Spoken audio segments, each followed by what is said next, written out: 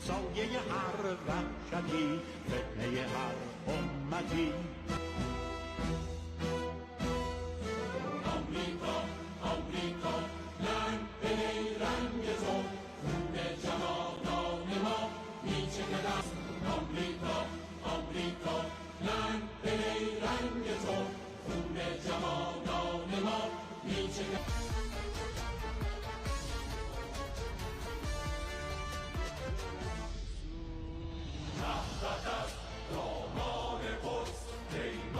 آن طفل 3 ساله آرام بگو درد ای دختر معصوم.